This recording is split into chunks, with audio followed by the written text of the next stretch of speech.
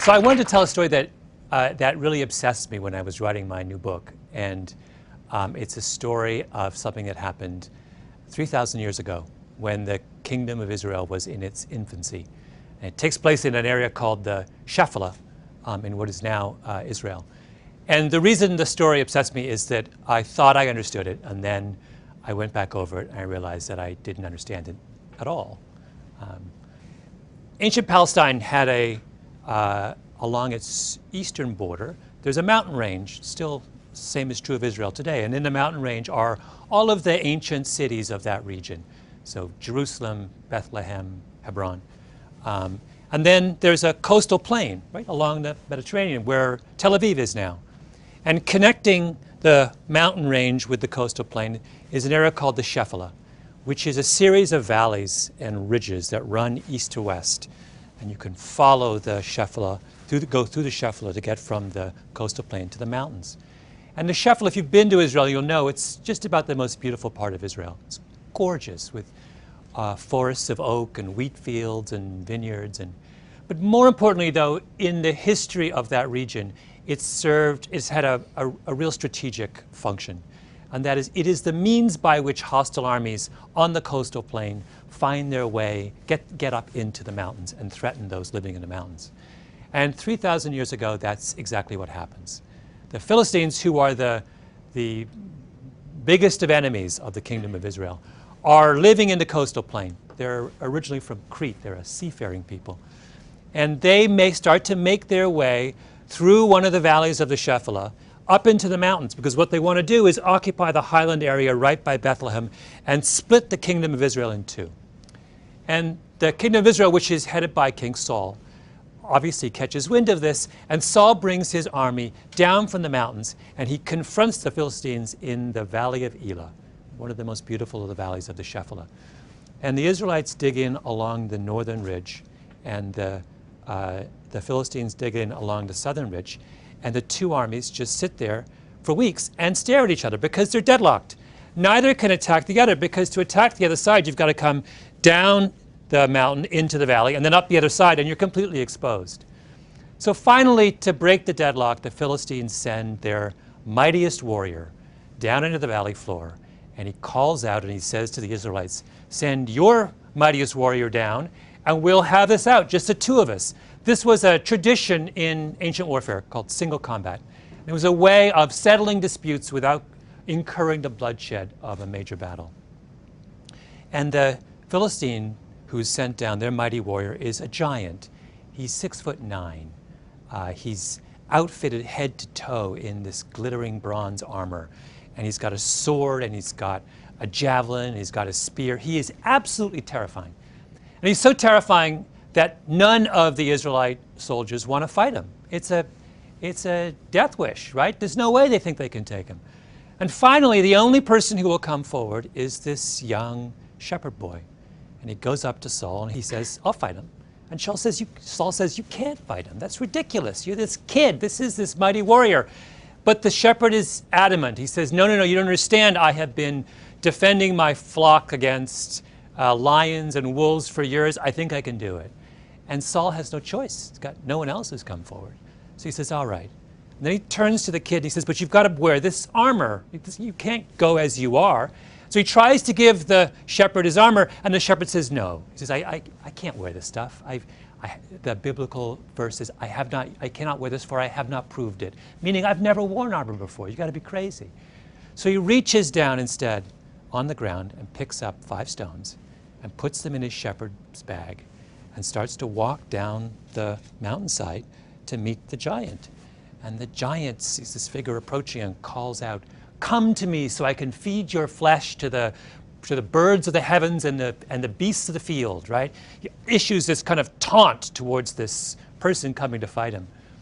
And the shepherd draws closer and closer, and the giant sees that he's carrying a staff. That's all he's carrying, right? Instead of a weapon, just this shepherd's staff. And he says, he's insulted.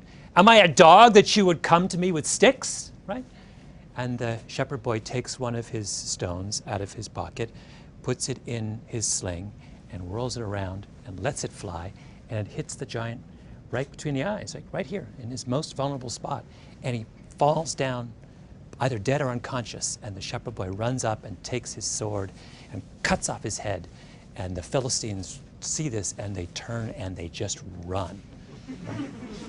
And of course the name of the giant is Goliath, and the name of the shepherd boy is David.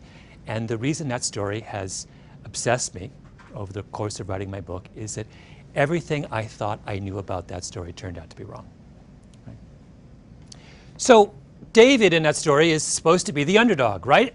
In fact, that term, David and Goliath, has entered our language as a metaphor for improbable victories by some weak party over someone far stronger.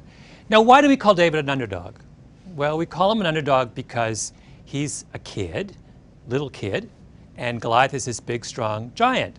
We also call him an underdog because Goliath is an experienced warrior, and David is just a shepherd, right?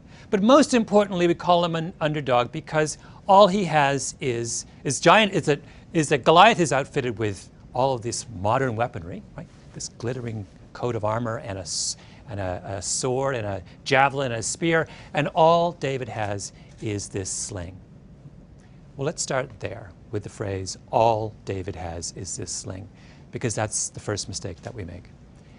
In ancient warfare, there are three kinds of warriors. There's cavalry, men on horseback and with chariots. There is heavy infantry, which are foot soldiers, armed foot soldiers with swords and shields and some kind of armor. And there is artillery. And artillery are archers, but more importantly, slingers. And a slinger is someone who has a leather pouch with two long cords attached to it. And they put a projectile, either a rock or a lead ball, inside the pouch. And they whirl it around like this. And they let one of the cords go. And the effect is to send the projectile forward towards its target. Right? That's what David has. And it's important to understand that that sling is not a slingshot. It's not this, right? It's not a child's toy. It's, in fact, an incredibly devastating weapon. When David whirls it around like this, he's turning the sling around probably at 6 or 7 revolutions per second. And that means that when the rock is released, it's going forward really fast, probably 35 meters per second. That's substantially faster than baseball thrown by even the finest of baseball pitchers.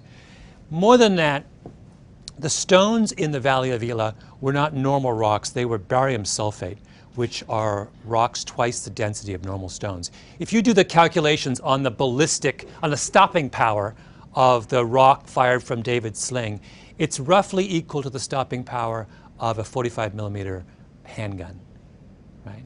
This is an incredibly devastating weapon. Accuracy, we know from historical records that slingers experienced slingers could hit and maim or even kill a target at distances of up to 200 yards. From medieval tapestries, we know that slingers were capable of hitting birds in flight. They're incredibly accurate, right? When David lines up, and he's not 200 yards away from Goliath, he's quite close to Goliath. When he lines up and fires that thing at Goliath, he has every intention and every expectation of being able to hit Goliath at his most vulnerable spot between his eyes. If you go back over the history of ancient warfare, you will find time and time again that slingers were the decisive factor against infantry in one kind of battle, against heavy infantry in one kind of battle or another. So what's Goliath? He's heavy infantry. And his expectation when he challenges the Israelites to a duel is that he's going to be fighting another heavy infantryman, right? When he says, "Come to me that I might feed your flesh to the birds of the heavens and the beasts of the field," the key phrase is "come to me." Come up to me, because we're going to fight hand to hand like this. Saul has the same expectation. David says, "I want to fight Goliath," and Saul tries to give him his armor because Saul is thinking, oh, when you say fight Goliath, you mean fight him in hand-to-hand combat, infantry on infantry. But David has absolutely no expectation. No, he's not going to fight him that way. Why would he? He's a shepherd. He's spent his entire career using a sling to defend his flock against lions and wolves. That's where his strength lies. So here he is, this shepherd, experienced in the use of a devastating weapon, up against this lumbering giant, weighed down by 100 pounds of armor and these incredibly heavy weapons that are useful only in short-range combat. Goliath is a sitting duck. He doesn't have a chance, right? So why do we keep calling David an underdog, and why do we keep referring to his victory as improbable? It's a second piece of this that's important. It's not just that we misunderstand David and his choice of weaponry. It's also that we profoundly misunderstand Goliath. Goliath is not what he seems to be. There's all kinds of hints of this in the biblical text. Things that are, in retrospect, are quite puzzling and don't square with his image as this mighty warrior. So to begin with, the Bible says that Goliath is led onto the valley floor by an attendant. Now that is weird, right? Here is this mighty warrior challenging the Israelites to one-on-one combat. Why is he being led by the hand by some, young boy, presumably, to the point of combat? Secondly, the Bible story makes special note of how slowly Goliath moves. Another odd thing to say when you're describing the mightiest warrior known to man at that point, right? And then there's this whole weird thing about how long it takes Goliath to react to the sight of David. So David's coming down the mountain, and he's clearly not preparing for hand-to-hand combat, right? There is nothing about him that says, I'm about to fight you like this. He's not even carrying a sword. Why does Goliath not react to that? It's as if he's oblivious to what's going on that day. And then there's that strange comment he makes to David. Am I a dog that you should come to me with sticks? Right? Sticks? David only has one stick. Well, it turns out that there's been a great deal of speculation within the medical community over the years about whether there's something fundamentally wrong with Goliath, an attempt to make sense of all of those apparent anomalies. There have been many articles written. The first one was in 1960 in the Indiana Medical Journal. And it started a chain of speculation that starts with an explanation for Goliath's height. So Goliath is head and shoulders above all of his peers in that era. And usually when someone is that far out of the norm, there's an explanation for it. So the most common form of giantism is a condition called acromegaly. And acromegaly is caused by a benign tumor on your pituitary gland that causes an overproduction of human growth hormone. And throughout history, many of the most famous giants have all had acromegaly. So the tallest person of all time was a guy named Robert Wadlow, who was still growing when he died at the age of 24, and he was 8'11".